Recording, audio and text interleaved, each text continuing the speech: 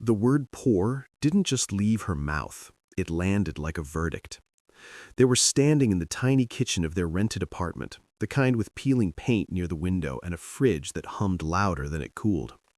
Evening light filtered in weakly, catching the dust in the air. He had just come home from another long day, shirt slightly wrinkled, shoulders heavy but hopeful. He still believed things would get better. He still believed love meant staying when life was hard. She didn't look at him when she spoke.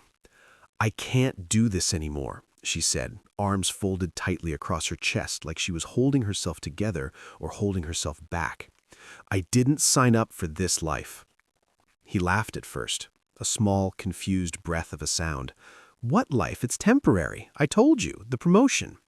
"It's always temporary with you," she cut in, sharper now. "Temporary struggle, temporary setback, temporary plans, but it never changes." That's when he felt it, the shift. This wasn't frustration. This was departure. "I'm trying," he said quietly. "Every day I'm trying for us." She finally looked at him then, and somehow that hurt more. There was no anger in her eyes, no tears, just disappointment, cold and final. "Trying isn't enough," she said. "Love doesn't pay bills. Effort doesn't buy a house. I want stability. I want a real life, and I'm tired of pretending that's coming with you." Each sentence stripped something from him. Pride, hope, dignity. "So that's it?" His voice cracked despite his effort to hold steady. "After everything?" "I'm filing for divorce," she said, calm, practiced, like she'd rehearsed it. "I need someone who can give me more. I can't be married to someone who's like this." "Like what?" he asked, though part of him didn't want the answer. She hesitated just long enough to make it worse. "Poor." Silence swallowed the room. Even the fridge seemed to stop humming. It wasn't just about money. It was the way she said it, like it defined him, like his bank balance was his entire identity. Like his late nights, his sacrifices, his love, his loyalty, none of it counted. He felt suddenly small, like the walls were closing in, like the man she married had been reduced to a number in a bank account that never seemed high enough. "I stood by you," he whispered. "When your business failed, when your father was sick, I never called you a burden." She looked away. That's different. But he knew it wasn't. In that moment, he realized something devastating.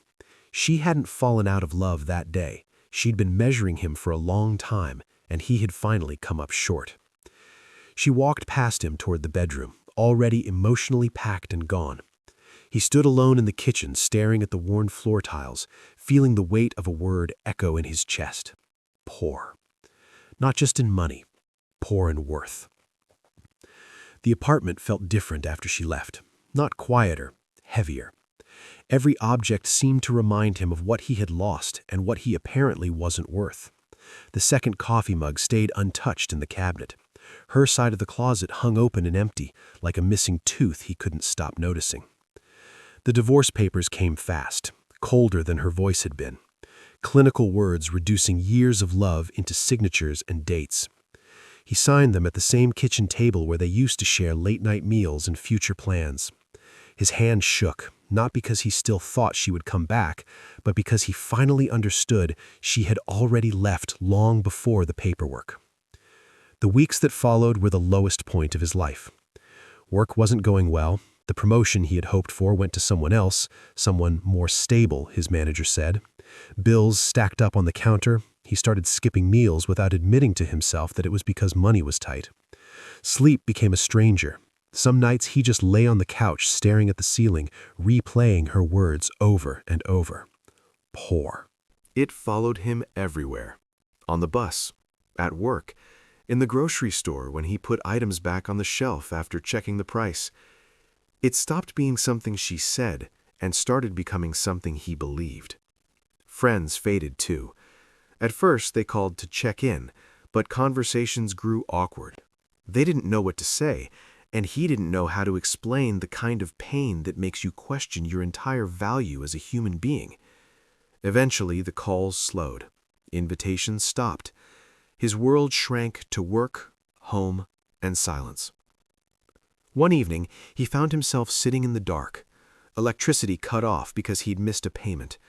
The city lights outside blinked through the window, distant and unreachable. His phone battery was dying, his fridge was nearly empty, and for the first time he let himself cry. Not the quiet tears he hid before, but deep, shaking sobs that left him breathless. He wasn't crying just for the marriage. He was grieving the man he thought he was. Somewhere between her disappointment and the unpaid bills, he had started seeing himself through her eyes, inadequate, behind, not enough. That hurt more than being alone. But rock bottom has a strange clarity to it. Sitting there in the dark, he realized something simple and brutal. No one was coming to save him. Not friends, not family, not luck. If his life was going to change, it would have to be because he changed it. Not for her, not to prove anything, but because he couldn't survive feeling this powerless ever again. The next morning, nothing looked different. The sink was still full, his bank account was still low, his heart still ached. But for the first time since she left, he got up with a decision instead of a memory. He was done being the man she walked away from. Change didn't arrive like lightning. It crept in quietly, disguised as routine. He started waking up an hour earlier, even when sleep had barely visited. At first, he didn't do anything impressive with that time. He just sat at the small table by the window with a cheap notebook and wrote plans, ideas, goals, numbers that scared him. He didn't know exactly how he'd get there, but for the first time, he was thinking beyond the next bill. He picked up extra shifts where he could, swallowing his pride when tasks felt beneath his qualifications. After work, instead of going home to stare at the walls, he went to the public library. The place became his second home. Free Wi-Fi, quiet corners, and shelves full of knowledge he had once ignored. He read about business, investing, online skills, anything that hinted at leverage. Ways to make money that didn't depend on trading every hour of his life. It was exhausting. There were nights his eyes burned from the screen, mornings his body ached for too little rest.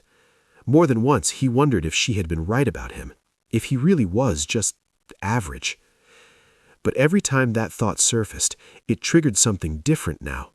Not shame, fuel. He started freelancing online.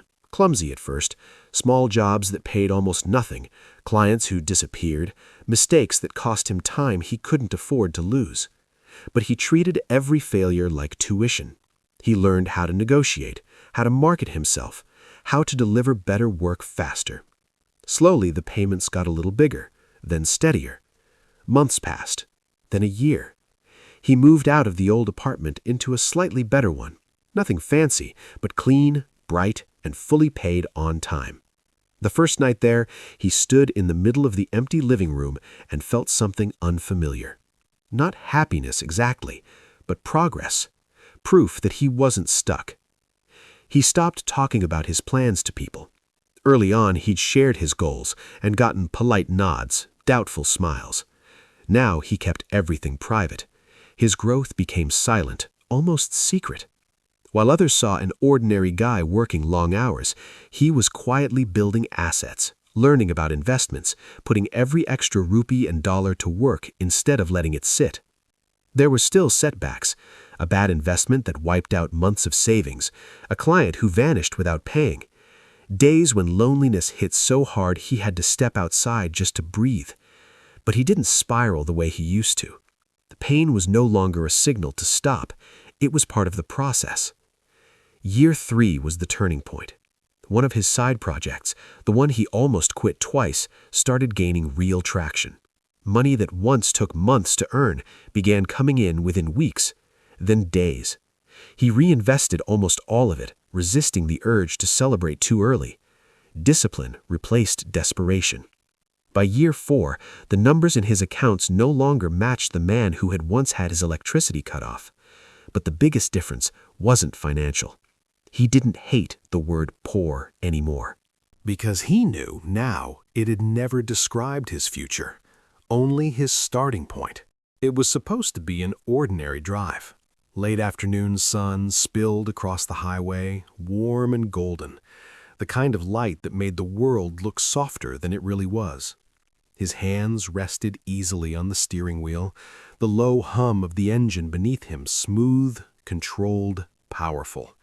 He still wasn't fully used to it, the responsiveness, the quiet authority of a machine built not just to move, but to announce arrival without saying a word. The Ferrari had felt unreal the first week he owned it. Now it felt like a symbol he no longer needed to prove anything, but enjoyed anyway. He wasn't thinking about the past that day. His mind was on a meeting he'd just left, a new expansion plan, numbers that would have once seemed impossible. Traffic slowed near a large hotel up ahead, decorated with white flowers and gold ribbons fluttering near the entrance. A wedding. He barely glanced at first. Then he saw her. She stood near the front steps in a white dress, bouquet in hand, surrounded by guests and camera flashes. Time didn't exactly stop, but it bent. His foot eased off the accelerator without him realizing. The car rolled forward slowly, almost respectfully, like even the machine understood the weight of the moment. 4 years disappeared in a single heartbeat. She looked beautiful, the way brides are meant to look, styled, glowing, carefully perfected. But there was something different, too. A tension around her smile. The kind people wear when the day is big, but the emotions are complicated. As the Ferrari moved past the entrance, the engine's low growl turned a few heads. Valets paused. Guests looked. And then her eyes followed the sound. At first, it was just curiosity, then confusion, then recognition. He saw the exact moment she realized who was behind the wheel. Her posture stiffened. Her smile faltered just slightly, like a crack in glass you'd miss if you weren't looking closely. The bouquet lowered a fraction. The groom beside her said something, but she didn't respond. She was staring through the windshield, past the reflection of the sky, straight at him. Their eyes met for less than 2 seconds. He didn't smirk, didn't wave, didn't slow down to make a point. He just looked calm, grounded, like a man exactly where he was meant to be. And that was what made it powerful. No anger, no bitterness, no desperate need to be seen. Just quiet proof. He drove on, the hotel shrinking in the rearview mirror. His heart was beating faster than he expected, but not from pain, from release. He hadn't imagined this moment, hadn't planned a dramatic reunion, yet somehow life had written the scene better than revenge ever could. She had once looked at him and seen limitation. Today, she saw distance, not just in wealth or status or a red car worth more than their old apartment building, but in growth. And as the road opened ahead of him, wide and bright, he realized something simple. He didn't need her to regret anything. He had already outgrown the man she left behind. That night, he expected to feel triumphant. Instead, he felt quiet. He parked the Ferrari in the garage of his building, the engine ticking softly as it cooled. For a moment, he just sat there in the dim light, hands resting on the steering wheel the same way they had earlier. The image of her face at the wedding replayed in his mind, not in slow motion, not dramatized, just real. The surprise, the flicker of something that might have been regret, or maybe just shock at how wrong she had been. 4 years ago, that look would have meant everything to him. Now it felt like a chapter closing without needing to be read again. He went upstairs, loosened his tie, and poured himself a glass of water. Not champagne, not a celebration, just water. His apartment was quiet, but not lonely. It was peaceful, the kind of peace that comes when your life finally fits. He stood by the window, overlooking the city lights, and thought about the man he used to be. The one who stood in a dim kitchen, believing love meant enduring disrespect. The one who let a single word define his worth.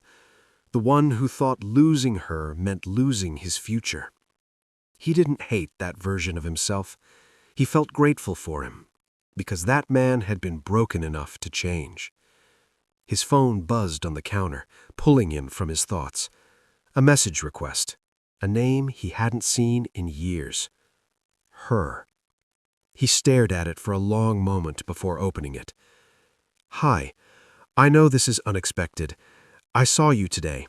I just wanted to say, you look well. I hope you're happy. I made choices I can't undo, but I hope life turned out the way you wanted." No dramatic apology, no confession of regret, just careful words typed from a place where pride and honesty were still negotiating. He read it twice. Then he set the phone down. There was a time he would have crafted the perfect response, something successful, polished, subtly victorious, something that showed her exactly what she had lost. But he didn't feel the need. Her opinion had once been the mirror he measured himself against. Now it was just a voice from a life that no longer fit. He typed back a simple reply. "I am happy. I hope you find that too. Take care." Nothing more. No bitterness, no reopening wounds, no invitation. Just closure. He put the phone away and looked back out at the city. The lights stretched endlessly, each one a story, a struggle, a comeback waiting to happen. His journey hadn't been about proving her wrong. It had been about proving to himself that his value was never tied to someone else's standards. She had called him poor, but she had only seen his bank account. She never saw his resilience, and now she never would.